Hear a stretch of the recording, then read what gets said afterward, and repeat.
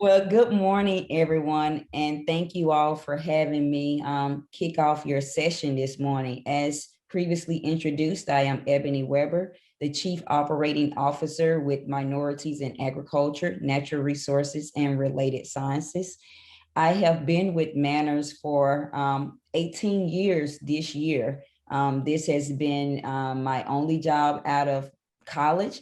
And so if you ask, what do I know about the field? I have learned a lot along the way. For sure, I studied computer science actually at a small HBCU in Alabama, right next to Roll Tide. So we didn't get a lot of fanfare, nevertheless. But found my way into working for MANRRS, and it has been the most rewarding job, of course, I've ever had. So that may be no pun intended, but it has definitely been, it has helped me to find my passion, being that I'm from the rural South of Mississippi and grew up in a very segregated community, but grew up with a lot of agriculture and conservation around me being here in the Delta. And so when I fast forward to college and when I found this opportunity in MANRRS, it just, everything just kind of ignited, and both of those worlds kind of collided with the diversity, equity, inclusion, and the exposure, awareness, representation of minorities in agriculture, natural resources, and related sciences. So that's the history and the context in which I speak to you from today, and definitely look forward to our discussion. So a little bit about the organization that I'm here representing. MANRRS was actually founded on the College of Michigan State University in 1984. And it was started by a group of students, minority students at the time, who were wanting to pursue advanced degrees in agriculture, but lacked the network, the mentorship, and just the overall how to pursue the degrees in this field. As they began to share some of their challenges with other students at Big Ten or other land grant institutions, they too had a lot of similar challenges. And so they formed like an exchange program with the Pennsylvania State University, where they pooled their resources and supported students travel to different conferences and events so that they can get that exposure, different places where they can publish their work and compete in competitions. And as other universities kind of caught wind of this network and this community that was growing, then they wanted to be part of that. And so in 1989, the organization officially incorporated as the National Society for MANRRS, with the primary focus of supporting and providing mentorship to underrepresented students and communities. And for MANRRS, when we talk about underrepresentation, we're talking about first generation college students, we're talking about women, and of course, we're talking about racially ethnic minorities within the space. Next slide, please. And so what is MANRRS Mission? I've kind of already described a lot of it, but it really is to empower individuals of underrepresented and diverse backgrounds to pursue careers in food, agriculture, and natural resources. We do this through all of the programming, the partnerships, the networks, in many ways in which we're able to connect those students and professionals to opportunities in the industry. Our vision as an organization is to be the premier worldwide organization dedicated to career and professional development for these individuals to thrive and have sustainable careers and networks within the food and ag industry as well. Next slide. And so what is our reach as an organization? So one of the things about MANRRS is being a small organization to a degree is we have really grown very organically. And so we don't have a lot of staff like probably many of your associations at the state and local levels, but we do a lot. We like to say we're small, but we're mighty. And so our representation is about 2,000 active members across the country that primarily represent student members. Although we have a database of more than 10,000 members, students, and professionals that have matriculated through the organization over the 35 plus years that we've been in existence. Out of our membership, about 85% of those are students, with about 15% of professionals. Professionals represent individuals like yourselves that are maybe alumni of the organization. They represent partner organizations who work with us, ERG leaders throughout the industry, and just other professionals who have found out about MANRRS later in their career and want to be a part of the organization. And within that, we have about 65 chapters at colleges and universities across the country in 39 states, as well as Puerto Rico. So we have quite a reach from the East Coast to West Coast, as well as the type of institutions we serve. About 30% of those chapters are minority serving institutions, including historical Black colleges and universities, Hispanic serving institutions, as well as tribal colleges. And so we definitely try to make sure that we have the representation and we're amplifying a variety of voices within the food natural resources space. Next slide, please. And so what does a journey in MANRRS look like? And I'm just giving you all a background of how you may be able to work and utilize MANRRS through some of your solution orientation as you look to find ways to increase your minority outreach and engagement. But for most of our members, some of them begin as early as high school and middle school with our pre-collegiate initiative and junior MANRRS program.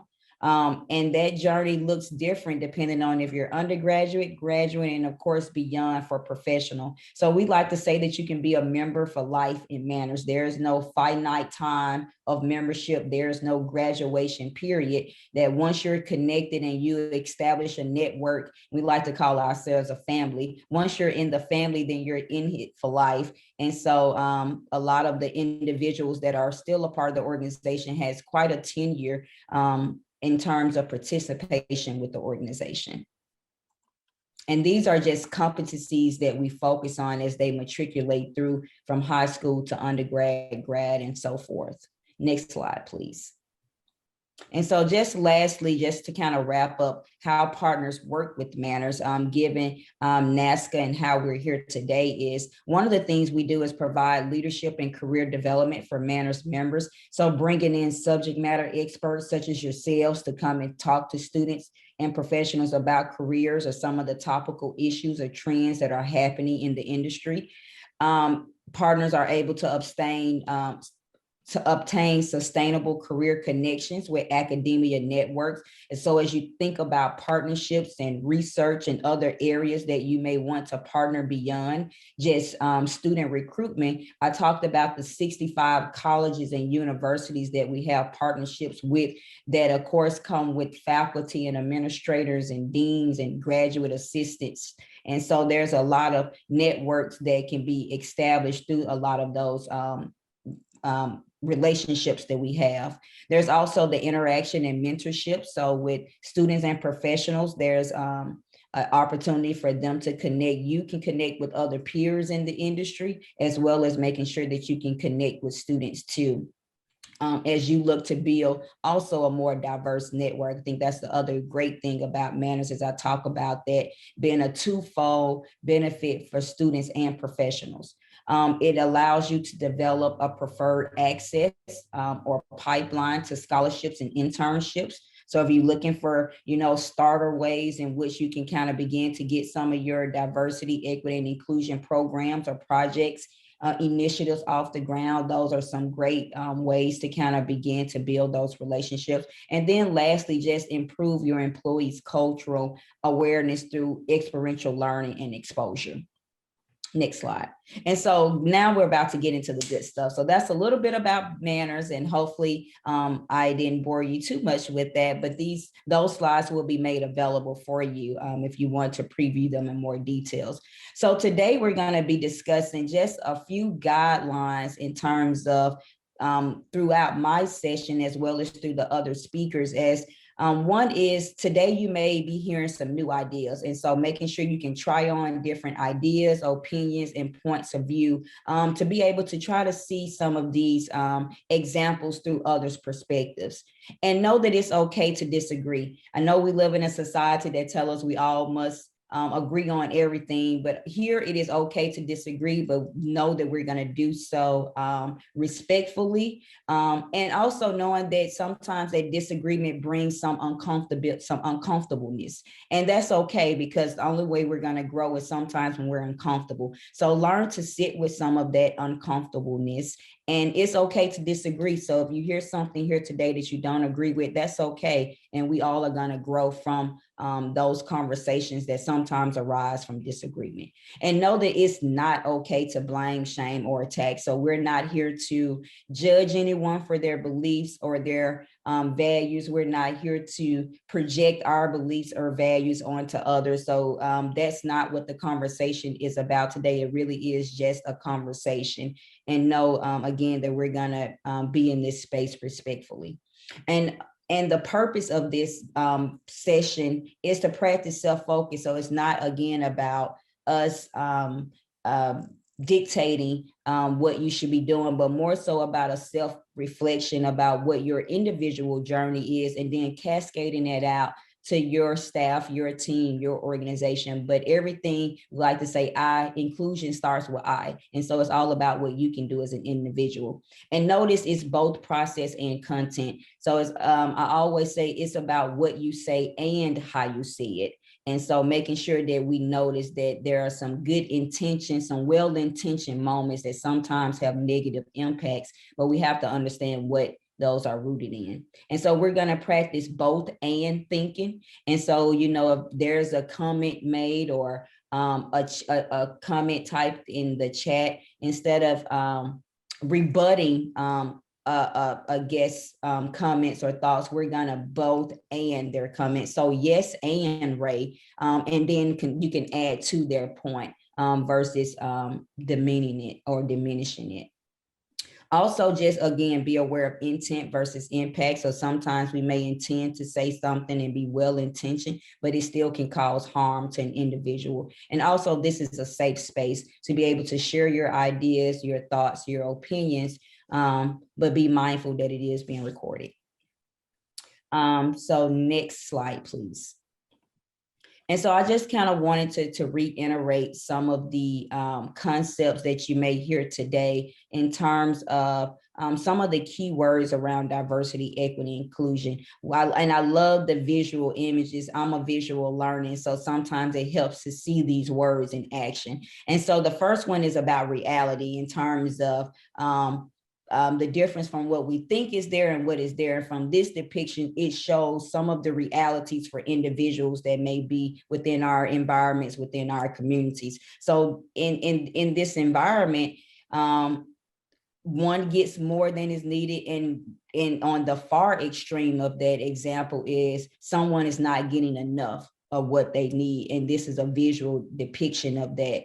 As you move over towards equality and you give everyone the same benefits or the same components, that doesn't always necessarily still yield the same results. And so sometimes you're hearing a lot of these conversations where we're just going to do this one thing for everybody. And a lot of times it's well-intentioned and we think we're being fair, but we also have to look at everyone may not have had the same starting place. So some others may need additional support in order to, you know, still be at a level playing field.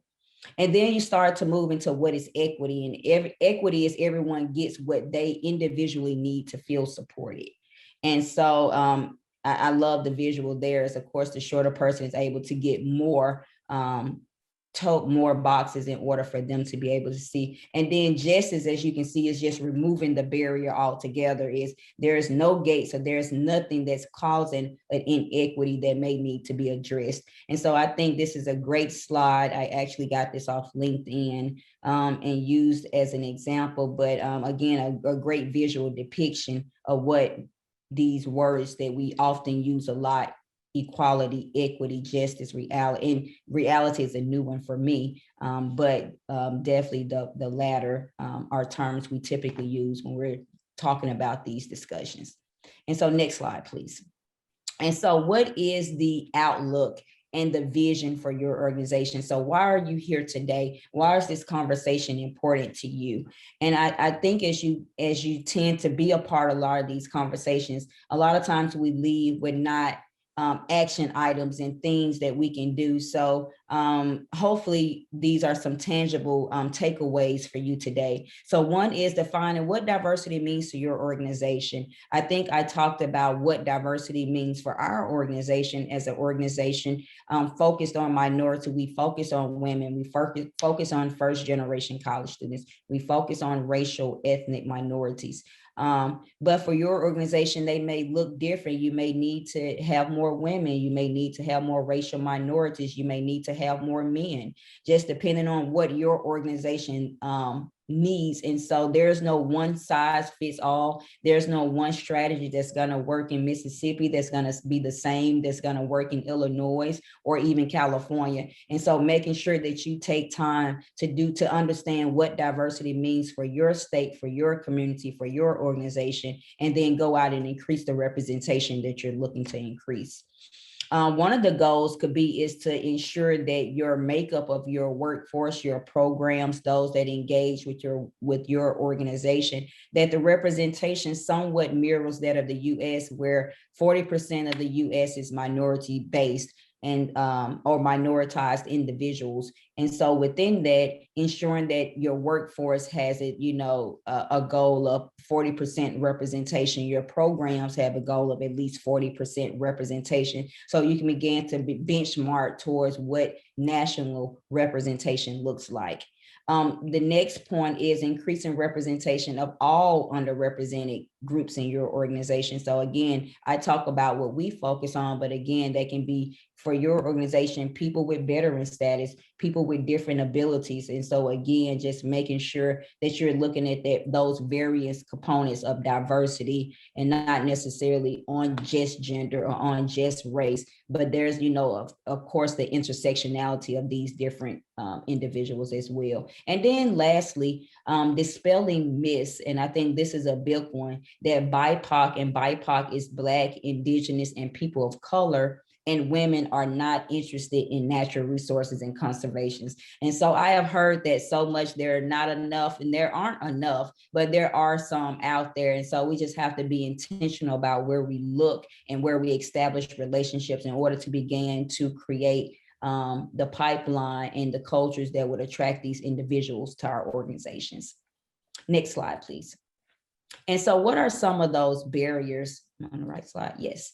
And so what are some of those barriers to increasing diversity within the industry, within our organizations? One is inclusive language and imagery, or there sometimes a lack of, it should have been maybe exclusive language and imagery. So when organizations or individuals go to your website, what do they see? What does the language say? What does it suggest?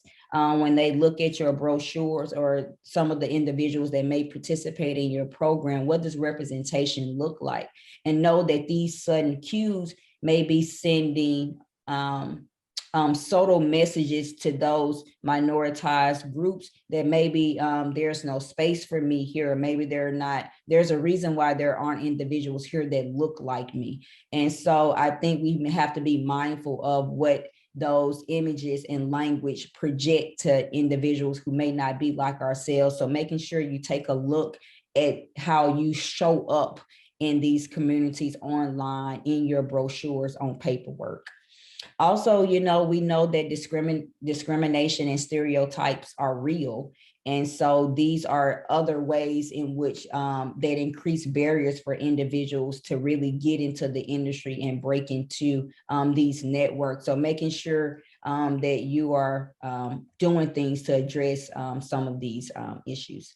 For minoritized individuals, sometimes there's a lack of family support. So given that we haven't had a lot of individuals maybe working in conservation, there may not be a lot of support to pursue this field, or a lot of encouragement, because they don't know what they don't know. And so, for a lot of individuals, they may be the breadwinners or may be contributors to their family household. They may be caretakers for siblings or parents.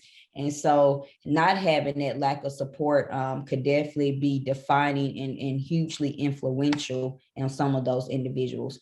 A lack of confidence in mentors. So again, not seeing that representation may not give them the confidence that they can blaze the trail, or they may not want to be the first fill in the blank to work in the office or to be in this field. And because they don't have the representation and they don't have the mentors that can help guide them to make the best decisions to figure out how to get into this space. And so again, these are areas and ways in which a lot of individuals begin to choose different careers and other career pathways where they may know someone or had someone who can tell them about an industry. Also, our own unconscious bias. So this goes back to kind of discrimination and stereotypes, and know that we all have them. And so sometimes, again, being well-intended, that they may have negative impacts. And so making sure that, again, this is self-reflection, that we're doing the work individually. And if you are a hiring manager or you're responsible for leading teams, that you're very keenly aware of what your biases are and how they show up, and making sure that you are aware to be able to adjust where you may need to when you see those biases show up. Also, what are some other barriers? Traditional recruiting. So how many of us recruit at our alma maters? How many of us recruit at the same university from year 1 to year 30 that you've been at your position, that you went to the same place and recruited students? How many of you have gone to a 1890 land grant to recruit? 1890 land grants are historical Black colleges with agriculture related programs. How many of you have gone to other types of minority serving institutions to recruit? And so again, where are you recruiting? What other organizations are you partnered with? So beyond just colleges and universities, are you working with organizations like MANRRS, like Greening Youth, like, those that work with minority communities to establish, again, those pipelines into some of your roles with your organization? And then lastly, most organizations lack someone that's really dedicated, a dedicated diversity manager. This is not work that you can tag along to another job. It's definitely enough to keep more than one person fulfilled and busy, but definitely to try to just add it on as an additional bullet point under an existing position description would not yield you the results that you desire. So it definitely needs to have someone that's dedicated and overseeing your efforts around diversity, equity, and inclusion. And it should be embedded into everything that you do. Next slide, please. And so what are some of the recommendations to move the needle? And I really like this slide. So one is about tracking and transparency. You can't grow from what you don't measure. And so it's great to have a diversity statement, and it's great to have those on your website and on your walls in your offices, but diversity statements without a plan and rigorous data collection is not sufficient. And so you have to know the landscape in which you're wanting to grow from. And so that starts with one, in knowing what is your current status, what is your current climate. You should, as organizations, institute some type of annual diversity and inclusion assessment, just to be able to see what is your workforce look like, what does your program grant recipients potentially look like, the communities in which you work with that engage in your projects. So begin to assess all of the different ways in which you engage with the public, and who are the makeup of those individuals that are benefiting from your programs. And then disclose that information. I think a lot of times, sometimes that the information doesn't necessarily yield the results that we think we want to see, then we, make those private or make those internal documents. But I definitely think once you disclose and you begin to hold yourselves accountable, your leaders accountable, and then you can openly address strategies for helping to overcome some of those unconscious biases, or in overhauling your recruitment program that may help yield some of those discrepancies or disparities that you've seen through your data.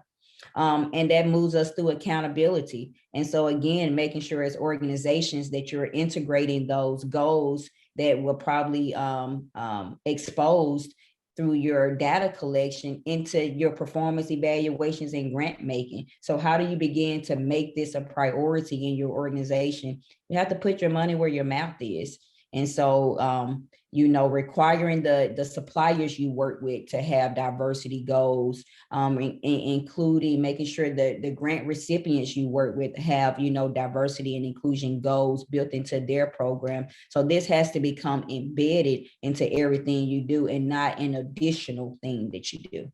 And then organizations such as yourselves continue to convene sessions like today to be thought leaders for the industry for how you can move together as a unit, because is it rising tide lifts all ships. And so it's great to be able to implement these initiatives organization by organization, but you're only going to move the needle when we do it, you know, as a collective.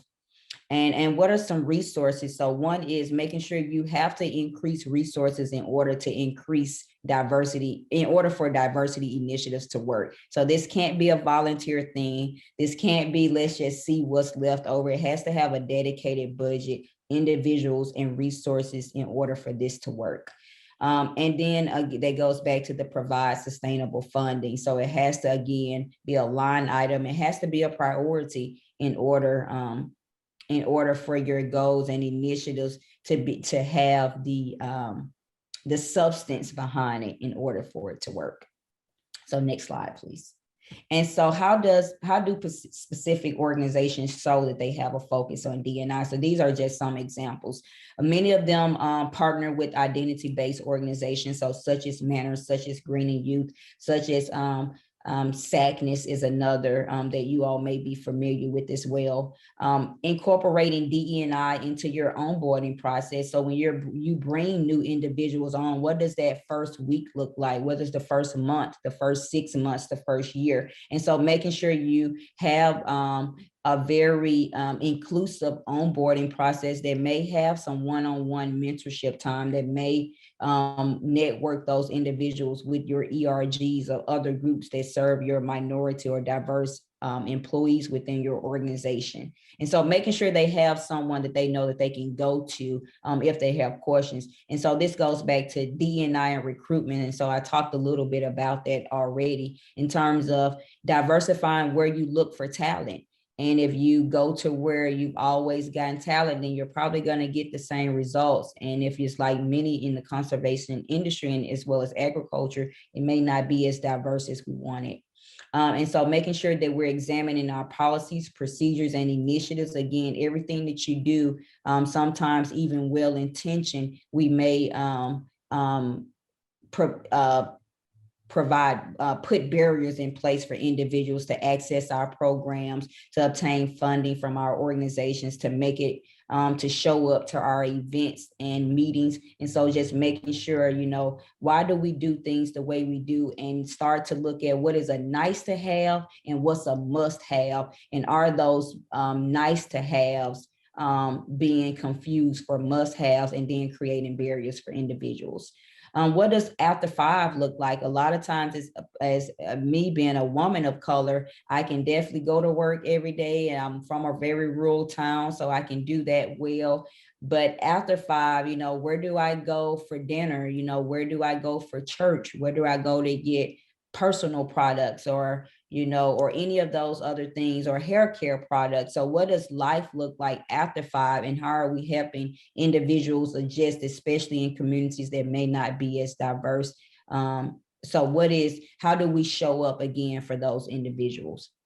And then lastly, as you can see, I won't read all of them, creating time to talk events. I think this was something that's fairly new, but a lot of things that happen in society on the news is very polarizing. And as organizations, sometimes we shield it from talking about a lot of those topics. But how do we create spaces where we can begin to address some of these topics within our workplace, providing forums for colleagues to express their opinions, and then also develop forums where we can develop solutions and create allyships between these various communities.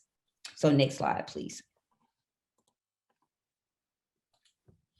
And so lastly, just to kind of conclude on some best practices, that you can definitely take away into definitely some short best practices. But one is ensuring that there's adequate and stable funding for all of your diversity, equity, and inclusion work. Again, this isn't something you should be doing in addition to the work that you're doing, is figuring out how to embed these principles into everything that you do, making sure that you have committed leadership. And so you have to have that buy-in from the top first, because that's who's going to be the driver to ensure, one, that you have that adequate funding, but also as number three, that you begin to get that complete organization buy-in. It's not enough to have buy-in just at the Washington office or just in the corporate office or the main headquarters. You need it all the way down to your field locations, to the state levels, to the community level. How do we make sure that those practices, policies are being implemented from the top down?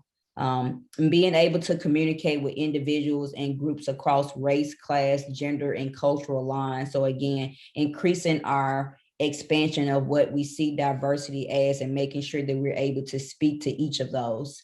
And again, this is institutionalizing diversity, equity, inclusion, and making it more than just a goal, but operationalizing it into actionable steps that you can take as organization and as individuals. And translate that into SMART goals. And so again, how do we take those lofty goals, or we want to increase the diversity in our workforce to really something actionable that you can go out to do in 1, 2, 3, 4 steps. That's really the main thing in which you want to begin to move from goal setting to these kind of SMART actionable goals. And then lastly, working to create diversity committees, task force, emphasizing the importance of diversity, and mainly in senior leadership. And we work with a lot of groups who are focused on interns and new entry and new hires, but we also want to make sure that we're focused on diversifying our organizations from the very top and throughout. And that way you'll be able to embed these conversations, ensure that these values are held throughout the organization and not become bottleneck at certain levels in the organization. And with that, that concludes. I'm not sure if I met my time. I think I may have gone a little over, but I will definitely pass it back to you, Ray. And I've enjoyed speaking with you all today. Thank you so much.